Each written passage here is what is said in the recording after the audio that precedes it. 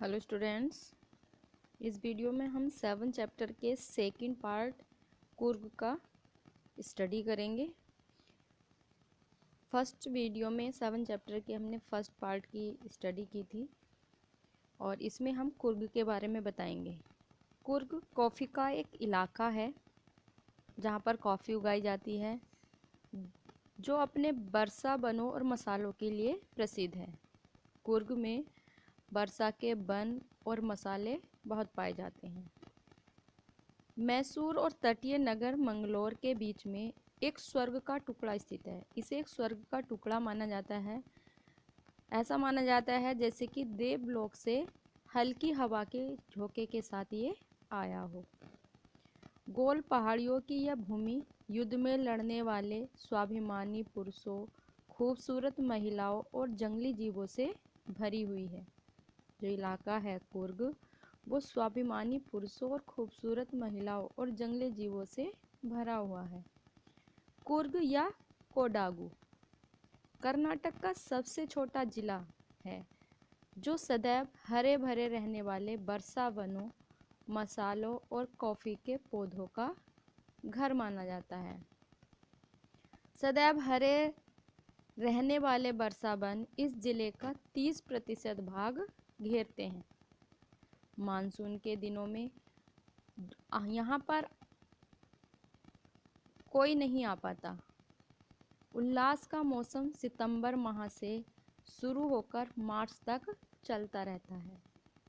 मौसम कुछ हल्की बारिश के साथ बहुत बढ़िया रहता है और कॉफ़ी की जो ऊर्जावान सुगंध हवा में फैली रहती है। कॉफ़ी के बगीचे और वहाँ के बंगले मुख्य कोनों में वृक्षों की छतरियों के नीचे खड़े रहते हैं। कुर्ग के आज़ाद प्रकृति के लोग शायद ग्रीस या अरब की पीढ़ी के होंगे। जैसे कि एक कथा कही जाती है, कहानी बताई जाती है कि सिकंदर की सेना का एक भाग तट के दक्षिण की ओर चला गया और वहाँ से वापस आना जब कठिन हो गया तो वहीं पर बस गए। इन लोगों ने वहाँ के स्थानीय लोगों से विवाह कर लिया और उनकी संस्कृति उनकी साहसिक परंपराओं, विवाहों और धार्मिक अनुष्ठानों में स्पष्ट दिखाई देती है, जो हिंदू मान्यता से अलग हैं। अरब की उद्गम संबंधी विचारधारा इस बात में सहायता करती है कि कोडाबुस लंबे काले कोट के साथ कसीदाकारी वाली पेटी पहनते थे। कुपिया के नाम से जानी जाने वाली यह कुप्पिया से मेल खाती है, जिसे अरबी और कुर्द पहनते हैं।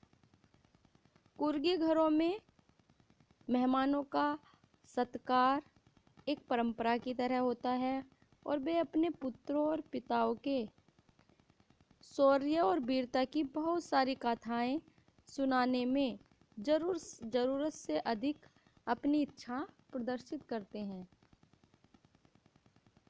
कावेरी नदी अपना जल कुर्ग की पहाड़ियों और जंगलों से प्राप्त करती हैं।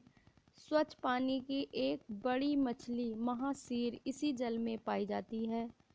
कोडिल्ला किंगफिशर, जिसे किंगफिशर कहते हैं, अपना शिकार पकड़ने के लिए गोता लगाती है, जबकि गिलहरियाँ और लंगूर थोड़ा खाया हुआ फल अपनी शरारतों और छपाक का आनंद लेने के लिए कल कल बहते स्वच्छ पानी में गिराते हैं। हाथी नहलाए जाने और नदी में महावत द्वारा रगड़े जाने का मजा लेते हैं।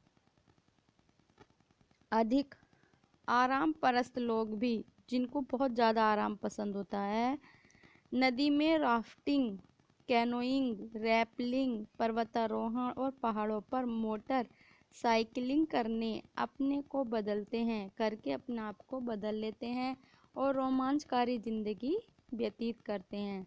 इस क्षेत्र की अनगिनत पगडंडियाँ, मतलब पहाड़ों पर जाने वाले जो पैदल के रास्ते हैं,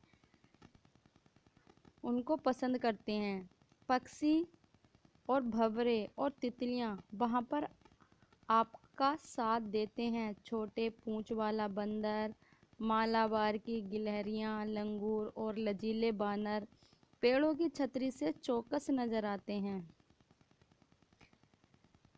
मैं फिर भी जंगली हाथियों से दूर रहना पसंद करता हूँ। जो राइटर हैं वो बता रहे हैं कि मैं जंगली हाथियों से दूर रहना पसंद करता हूँ और ब्रह्मगिरी पहाड़ी की चढ़ाई आपको विस्तृत रूप से कोहरे से ढके हुए कुर्ग के प्राकृतिक सौंदर्य का दर्शन कराएगी। रस्सी का पुल 64 एकड़ तक जाता है और पुल पर चलकर 64 एकड़ निसर्गधाम पहुंचना एक अन्य लाभ है। भारत के हृदय और आत्मा की खोज कर रहे यात्रियों के लिए यहाँ कुर्ग में लाल गेरू और पीली पोशाकों वाले भिक्षु उन से बहुत से आश्चर्यों में से एक हैं जो उन्हें अभी खोजने हैं।